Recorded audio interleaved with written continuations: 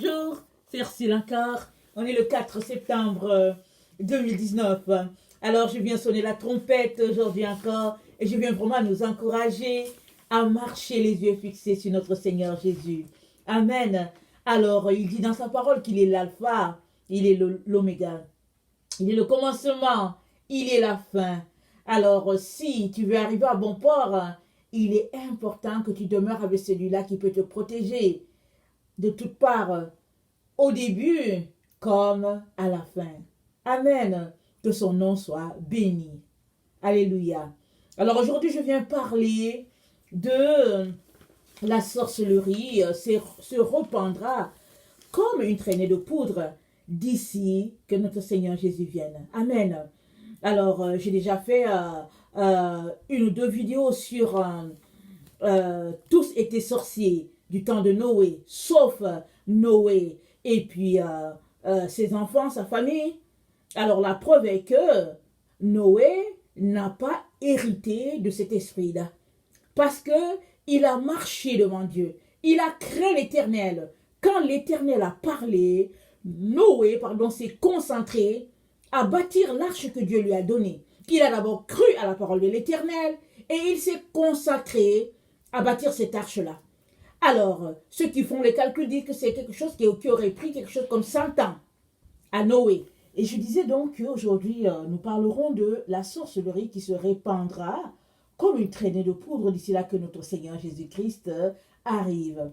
Alors, elle fait justement suite cette vidéo à deux autres vidéos que j'avais déjà fait, je pense, il y a à peu près une semaine, sur au temps de Noé, tout le monde était sorcier, sauf Noé et sa famille.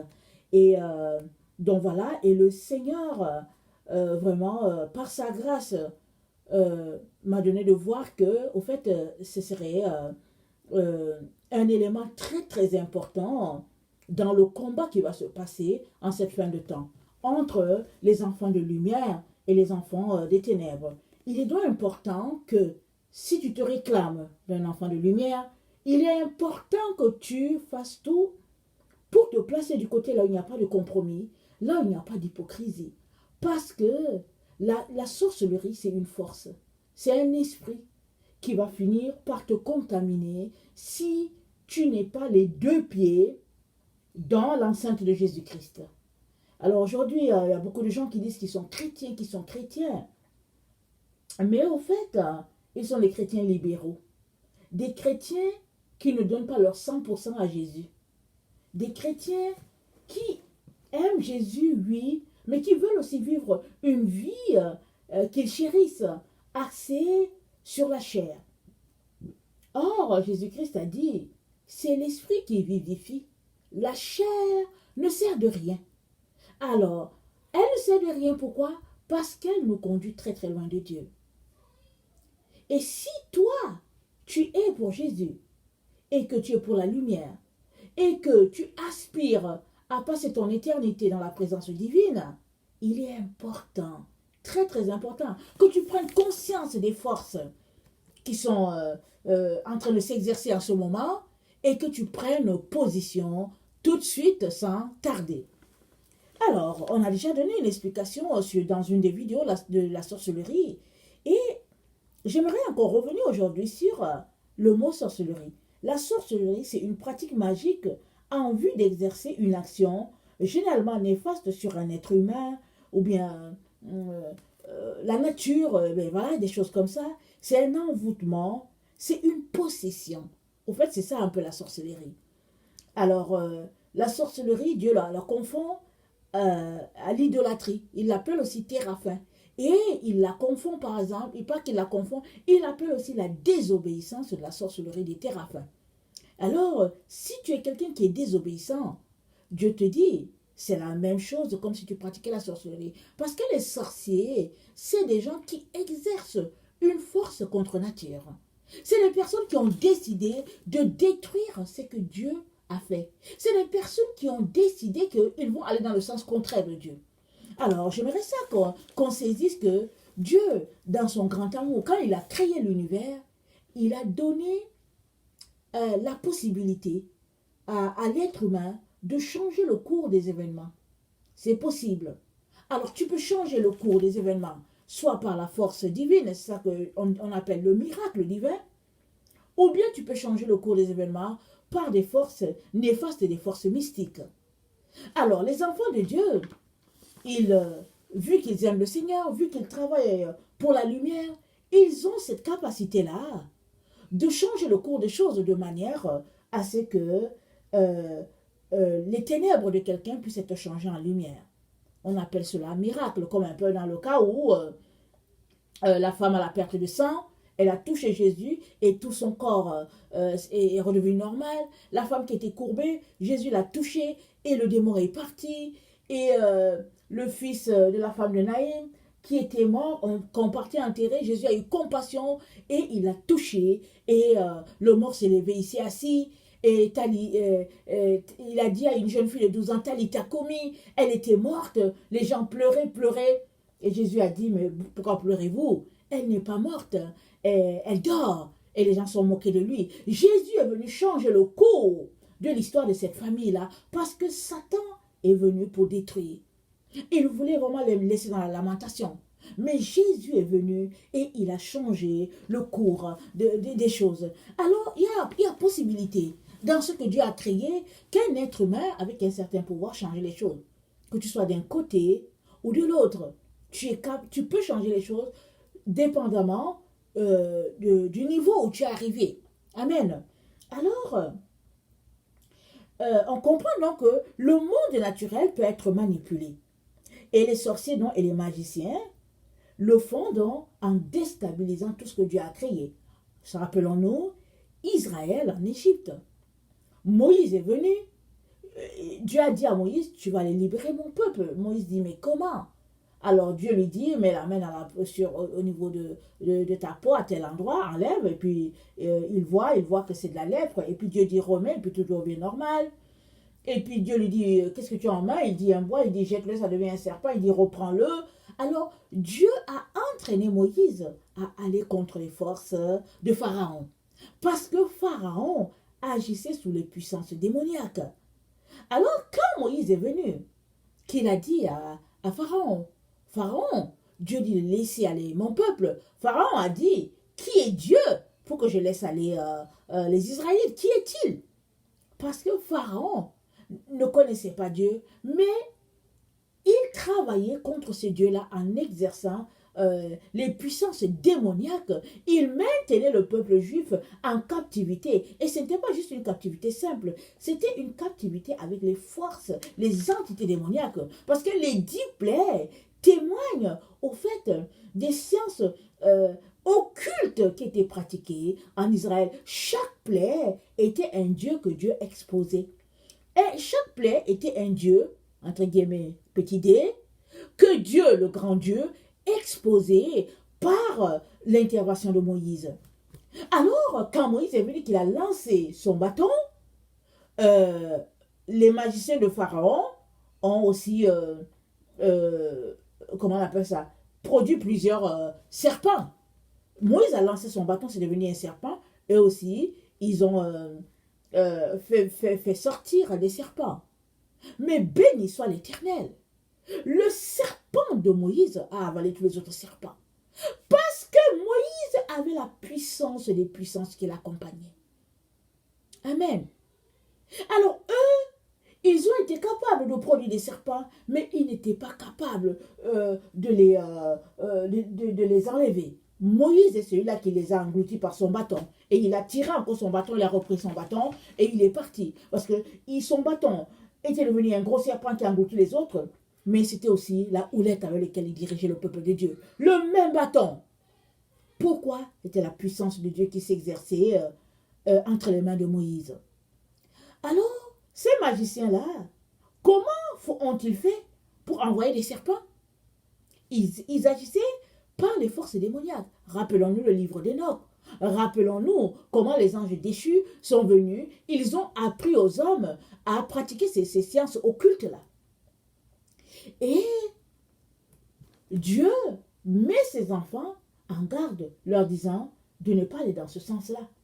Et donc, quand Dieu avait décidé de délivrer Israël, Dieu a envoyé Moïse. Et Moïse est venu démontrer la puissance de ce Dieu-là. Et Pharaon a tenu tête, et puis la Bible nous dit que Dieu endurcissait son cœur. À chaque fois, Dieu endurcissait son cœur parce que Dieu avait pour dessein de montrer à Pharaon qui il était. Et avant que Israël sorte d'Égypte, Pharaon a su qu'il était le Dieu des Juifs. Il l'a su. Parce que Dieu a exercé un jugement 10 fois, mais la dernière plaie qui a fait que Pharaon a dit « Allez-vous-en », c'était la plaie où tous les premiers-nés en Égypte ont connu la mort. Tous les premiers-nés. Dieu les a livrés à la mort. Et à partir de là, Pharaon et son système a été mis à genoux. Et il a décidé de libérer Israël. Parce que les premiers-nés ont une signification très très importante dans chaque famille. Parce que le premier-né, très souvent, c'est la force d'un couple. C'est la force, c'est comme le premier bébé, c'est là qu'on réalise que quelqu'un peut sortir de nous. Et souvent, à ce premier-né, on donne beaucoup, on remet beaucoup, on confie beaucoup, on entraîne ce premier-né à beaucoup de choses. Alors, Dieu a choisi que les premiers-nés, tous les premiers-nés, soient livrés à la mort. Et je ne me rappelle pas le passage, excusez-moi, mais il y a un passage qui dit que, de telle sorte que Jésus est devenu le premier-né de tous les vivants. Amen. Jésus est devenu le premier-né. Alors, Dieu a exposé les premiers-nés d'Égypte afin que le premier-né de tous les vivants, Jésus-Christ, puisse être élevé en tout temps. Bien que, au temps de Moïse, Jésus n'était pas encore venu, mais Moïse représentait ce Christ qui allait venir. Son bâton démontrait du bâton du berger que Jésus était. Et à chaque étape, Dieu n'a cessé de montrer à Israël qu'il y avait l'ange de l'Éternel qui marchait devant eux. Et Israël était conduit par la nuée le jour, et puis une colonne de feu la nuit. Et l'ange de l'Éternel marchait au milieu d'eux, mais aussi l'Esprit de Dieu les encadrait devant et derrière, démontrant ce que ce Dieu-là était, un grand Dieu. Parce que Dieu voulait se révéler à Pharaon, qui lui, en fait, agissait juste par des puissances démoniaques, par toutes les choses pratiquées par Satan, ses entités, et puis les démons, et puis bon, les Néphilim, toute cette clique-là, ce groupe-là, qui n'a rien à voir avec le Dieu éternel puissant. L'Éternel des armées célestes, qui est un Dieu saint, un Dieu pur, en qui il n'y a point de péché, il n'y a pas d'ombre de variation, il n'y a pas de souillure, il n'y a pas de tricherie. Alors, ce n'était que de la tricherie, parce que les magiciens savaient qu'ils faisaient cela sous des forces occultes, mais ils faisaient croire aux gens qu'ils étaient puissants. Alors, Dieu a exposé tout cela. Il a livré toute leur idolâtrie en spectacle. Et il a délivré son peuple. De telle sorte que la terreur a saisi tous ceux-là qui étaient autour, tous ceux-là qui ont entendu parler d'Israël, étaient saisis de terreur par le Dieu des Juifs. Mais, au temps où Israël était esclave en Égypte, c'était la sorcellerie à outrance qui était pratiquée. Et c'est à ce moment-là critique que Dieu a décidé de délivrer son peuple. Parce que le peuple était arrivé à un point où, en tout cas, la Bible nous informe que leur charge même a augmenté. Et Pharaon a dit, ok, puisqu'il en est ici, alors on va augmenter leur peine dans le travail. Et Dieu a choisi ce moment-là pour délivrer Israël. L'histoire se répétera. Parce que l'histoire se répète toujours. Parce que l'Ecclésiaste a dit, il n'y a rien de nouveau sous le soleil. Ce qui a existé existera encore. C'est ça que l'Ecclésiaste dit. Alors, la même chose, le même pattern va encore se présenter en ces temps de la fin. Alors, Satan utilisera les humains pour détourner les forces de la nature à ses profits, faisant croire que bon, il est puissant, entre guillemets. Et il nous revient donc de demeurer dans la sainteté pour ne pas tomber dans ce piège-là. Et dans... attendez, je pense que c'est Timothée. Excusez-moi.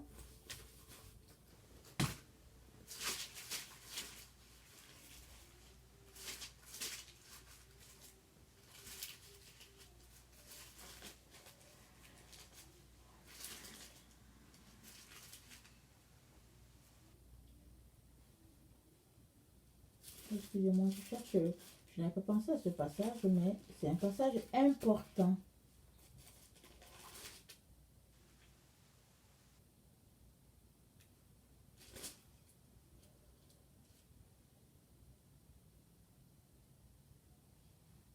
Ok, c'est 2 Timothée 3. Sache que dans les derniers temps, pardon, dans les derniers jours, il y aura des temps difficiles. Car les hommes seront égoïstes, amis de l'argent, fanfarons hautains, blasphémateurs, rebelles à leurs parents, ingrats et religieux, insensibles et déloyaux, calomniateurs, intempérants, cruels ennemis des gens de bien, traîtres, emportés en feu d'orgueil, aimant le plaisir plus que Dieu, ayant l'apparence de la piété, mais reniant ce qui en fait la force. Éloigne-toi de ces gens-là. Attendez, ça c'est un passage très important, mais il y a celui-là que je veux lire qui concerne les choses mystiques. Attendez.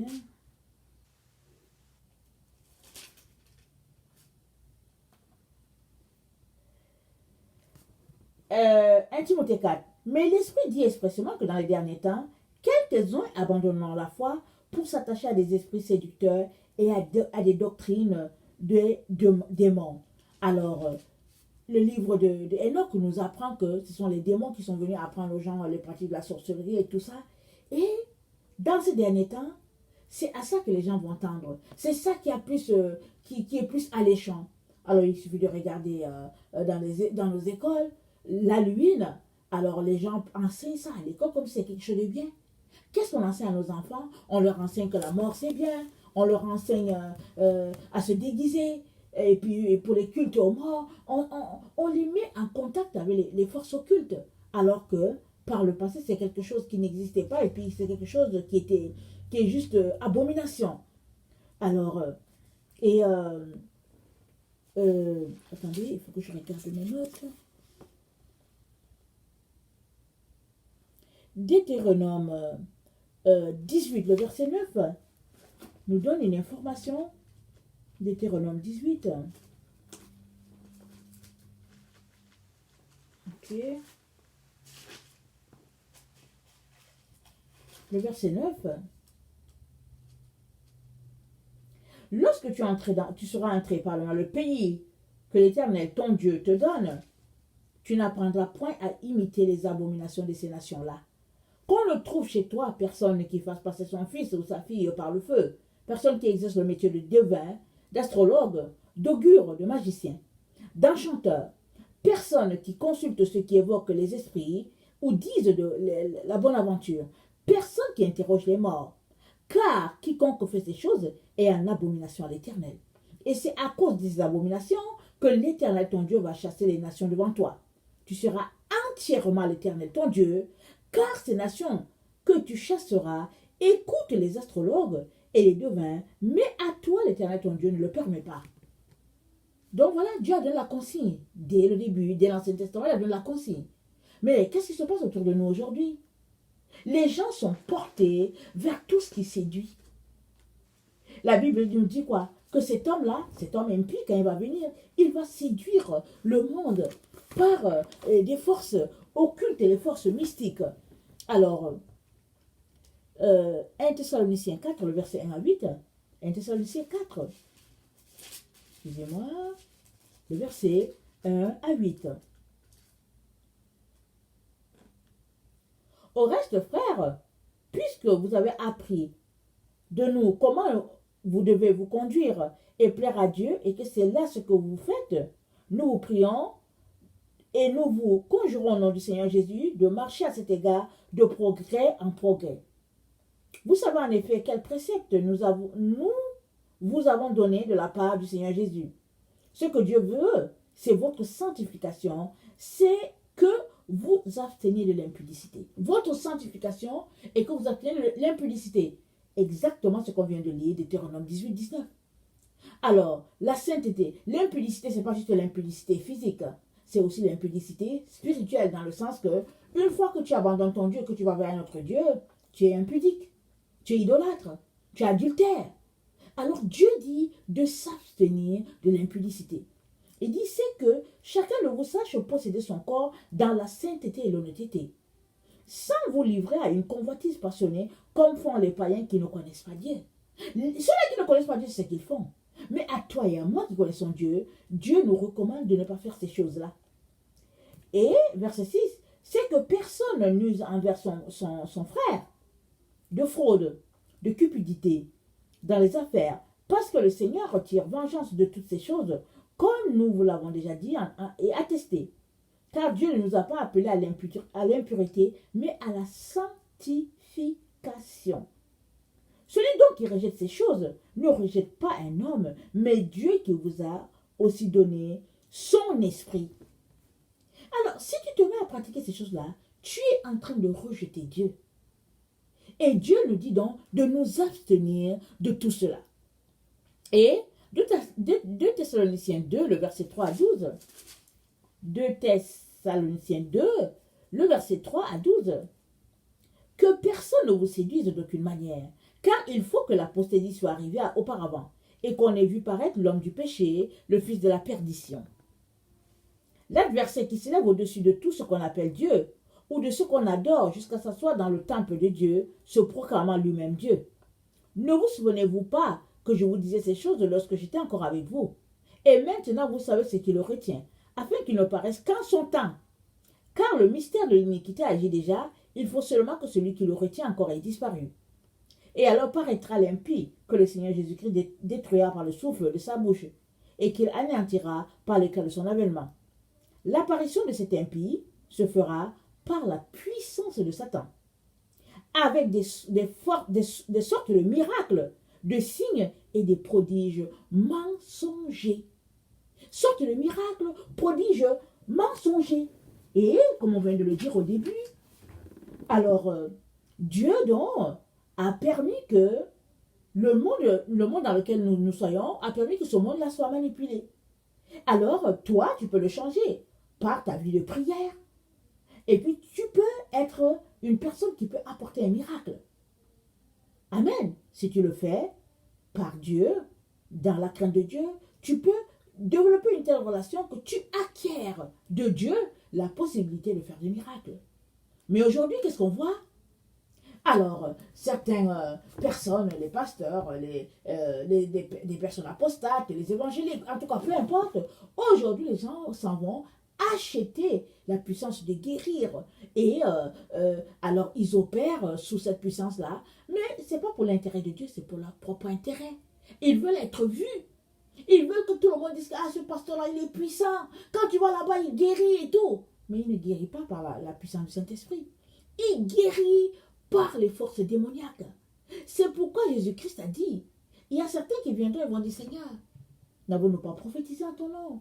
N'avons-nous pas guéri en ton nom? N'avons-nous pas fait des miracles? Jésus va dire, retirez-vous de moi, vous qui commettez l'iniquité. Pourquoi? Parce que c'est ça qui sera en vue dans notre temps. Alors, ça ne veut pas dire que Dieu ne fait plus des miracles. Dieu en fait. Mais les forces mystiques sont répandues partout. Et ils vont aller en s'intensifiant, ils vont aller en crescendo. Toutefois, la Bible nous informe, Apocalypse 12 à partir du verset 9, que ceux-là qui sont du côté de la femme, de l'Apocalypse, ceux-là, ils auront pris le contrôle et ils vont terrasser Satan. Satan va se retrouver vraiment déchu de sa position. Il va perdre le ciel, il va se retrouver sur la terre. Il va poursuivre la femme et puis ses descendants. Et ceux-là qui sont pour la femme, il va la poursuivre, Satan, et puis ses anges démoniaques. Mais la Bible nous informe que la femme aura la victoire. Et le royaume sera remis à notre Seigneur au siècle des siècles pour que notre Seigneur règne. Alors, c'est le cours qui est tracé. C'est déjà tracé. Jésus-Christ nous le dit. Il suffit de lire la Bible. de réaliser que, au fait, les dés sont déjà pipés, comme on peut le dire. Et il y aura un combat qui est déjà là, qui ne fait que s'intensifier entre les forces du mal et puis les forces de lumière. De quel côté te places-tu? Et tu es encore en train de rêver, en train de te dire que ça n'existe pas. Et tu es en train de rêver, en train de te dire que Jésus va te défendre. Allô? Et tu es en train de rêver. Parce que la force doit venir de toi. C'est de toi que doit venir cette force-là qui va dire non à Satan. Tu dois apprendre. Tu dois vraiment te positionner. Et pour te positionner, il est important que tu mènes une vie de sainteté, de sanctification à tout moment. Parce que tu ne pourras pas tenir contre les forces du mal qui sont en train de faire pression si tu ne marches pas main dans la main avec ton Seigneur Jésus. Si tu es un pied avec Jésus et puis un pied avec le monde, ça veut dire que tu es avec le monde. C'est pourquoi la Bible dit, l'amour du monde, inimitié contre Dieu. Alors fuis le monde et viens te retrouver avec Dieu. De telle sorte que ceux-là qui manipulent les forces de la nature pour être vus, ils n'auront aucun effet sur toi. Parce que la puissance de l'enchantement n'a aucune puissance, n'a aucun effet sur l'enfant de Dieu qui marche dans la sainteté et la pureté devant Dieu. Alors, on va regarder Nombre 23, le verset 23 à 25. Nombre 23. Pardon. Nombre 23, le verset 23 à 25.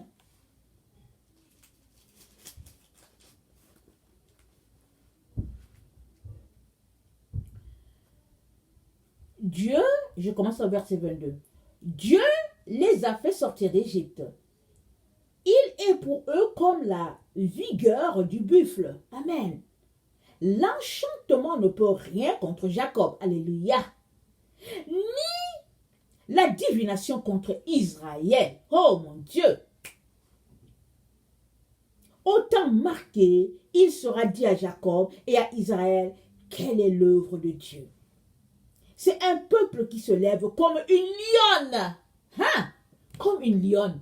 Pourquoi pas comme un lion? Mais comme une lionne. On va expliquer ça. Et qui se dresse comme un lion. Voilà la seconde partie. Comme un lion.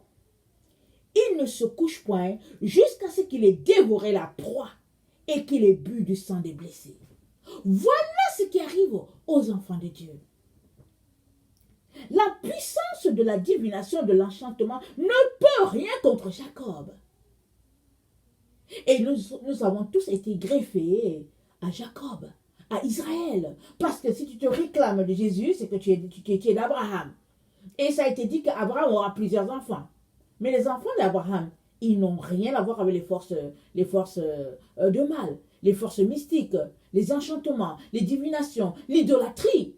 C'est pourquoi, quand Israël s'est mis à pécher et que Israël a été idolâtre, Dieu l'a livré. Afin de purifier la terre, Dieu a livré Israël parce que Israël ne peut pas être idolâtre. Israël est appelé à adorer le seul Dieu, celui qui règne dans les cieux, au siècle. Béni soit son nom. Amen. Et comment vas-tu faire si toi, tu pratiques un peu de divination, un peu de désobéissance? Comment vas-tu faire en ce temps de la fin? Parce que tout est tracé. C'est par là que les choses s'en vont. Et elles sont déjà en train de se passer. Et elles finiront avec la victoire de l'agneau. On va lire Apocalypse 12.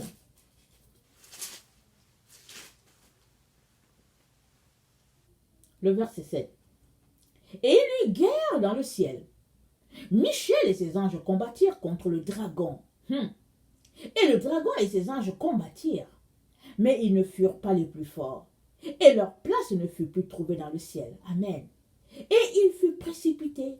Le grand dragon, le serpent ancien, appelé le diable et Satan, celui qui séduit toute la terre, il fut précipité sur la terre et ses anges furent précipités avec lui. Et j'entendais dans le ciel une voix forte qui disait, Amen. Maintenant, le salut est arrivé. Et la puissance et le règne de notre Dieu et l'autorité de son Christ, car il a été précipité. L'accusateur de nos frères, celui qui les accusait devant notre Dieu, jour et nuit, ils l'ont vaincu. Alléluia. À cause du sang de l'agneau, à cause de la parole de leur témoignage, ils n'ont pas aimé leur vie jusqu'à craindre la mort. Ils n'ont point aimé leur vie. C'est le groupe de ceux qui n'ont pas aimé leur vie sur cette terre. C'est le groupe des gens qui souffrent, qui passent par toutes sortes d'épreuves, mais qui disent, ils disent uniquement par le nom de Yahshua.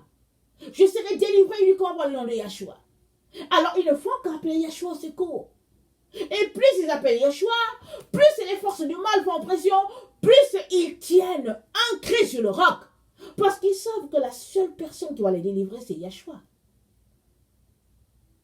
Et pendant qu'ils tiennent, ils forment une force contre les forces des ténèbres, contre les forces du mal.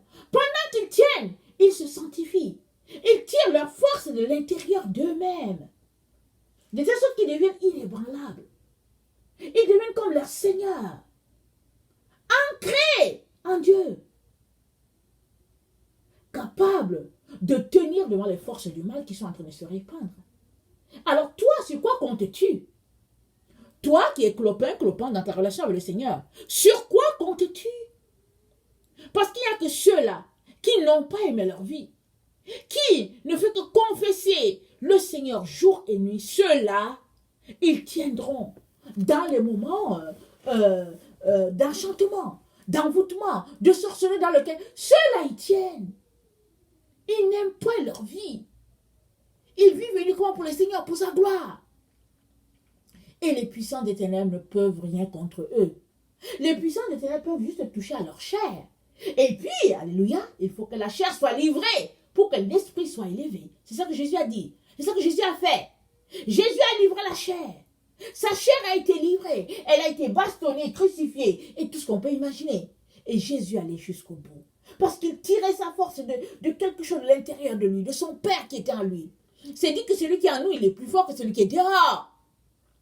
Tu ne peux pas combattre le combat qui est là en train de se livrer si tu n'es pas avec Jésus. Parce que nous ne combattons pas contre la chair et le sang, mais c'est contre les principautés, contre les divinations, contre les esprits méchants dans les lieux célestes. Alors pour combattre ce groupe-là, tu as besoin de te tenir pour Yahshua, avec Yahshua, uniquement avec lui, sans compromis. Sans compromis. Parce que c'est une guerre d'esprit à esprit. Jésus a dit quoi? L'heure vient, elle est déjà là, où les vrais adorateurs. C'est ceux-là qui vont adorer Dieu en esprit et en vérité. Et c'est ceux-là que le Père demande. Parce que c'est en esprit que les combats se passent. Alors si tu ne réalises pas que l'esprit qui sera répandu dans le monde, c'est l'esprit de la sorcellerie, tu vas traîner avec des gens qui pratiquent. Tu vas perdre ton temps à être plongé dans la sorcellerie. Il y en a qui sont des sorciers inconscients. Ils sont sorciers, ils ne savent pas qu'ils sont sorciers. Tellement ils sont plongés dans les choses de ce monde, ils ne réalisent pas. C'est une force, c'est un esprit qui balaie tous ceux-là qui ne veulent pas écouter le Seigneur Jésus. Qui balaie tous les désobéissants. Qui balaie tous les hypocrites. Ça les balaie. Tous ceux-là qui veulent aimer Dieu de manière intellectuelle, qui se limitent à leur intellectualisme, c'est une force qui les balaie. Où te trouves-tu? Il est temps que tu prennes position. Il est temps que tu choisisses Jésus et uniquement Jésus pour pouvoir t'en sortir. Excusez-moi. Alors, le psaume 18, le verset 37 à 48, nous donne une information. On va terminer là et on va reprendre dans une autre vidéo. Alors, le psaume 18, le verset 37 à 48. On va prier que ça ne s'arrête pas. Ok? Psaume 18, 37 à 48.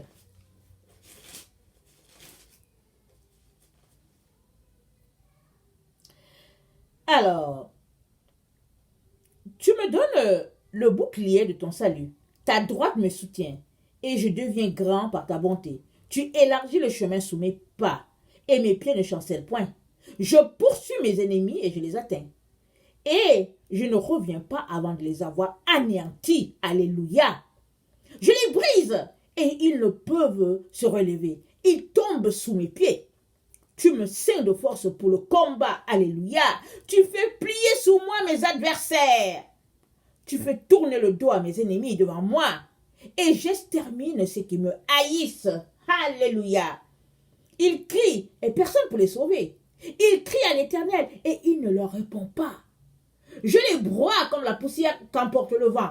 Je les foule comme la boue des rues. Tu me délivres des dissensions du peuple. Tu me mets à la tête des nations, un peuple que je ne connaissais pas mais a servi. Ils m'obéissent au premier ordre. Les fils de l'étranger me flattent. Les fils de l'étranger sont en défaillance. Ils tremblent hors de leur forteresse. Vive l'Éternel et béni soit mon rocher. Que le Dieu de mon salut soit exalté. Le Dieu qui est mon vengeur, qui m'assujettit les peuples, qui me délivre de mes ennemis. Tu m'élèves au-dessus de mes adversaires. Tu me sauves de l'homme violent. C'est pourquoi je te louerai parmi les nations éternelles. Il accorde de grandes délivrances à son roi et il fait miséricorde à son oint, à David et à sa postérité pour toujours. Voilà ce qui va arriver à tous ceux-là qui se tiennent du côté de la vérité, à tous ceux-là qui vont rejeter le compromis. Ils vont fonctionner comme une seule personne parce qu'ils appartiennent à leur Seigneur. Dieu est avec eux. Jésus, ouais, David, ils seront comme une seule personne. Ils vont terrasser les forces mystiques et elles vont aller s'échoir dans les ténèbres, dans l'enfer. Mais toi, où seras-tu? Si tu es avec eux, tu vas périr avec eux. Mais si tu demeures dans la crainte de l'Éternel, obéissant au Seigneur, crucifiant la chair, à tous les jours, à tout moment, tu te retrouveras du côté des vainqueurs. Et tu feras partie de ceux-là qui crieront un jour Alléluia, parce qu'ils auront terrassé les forces du mal.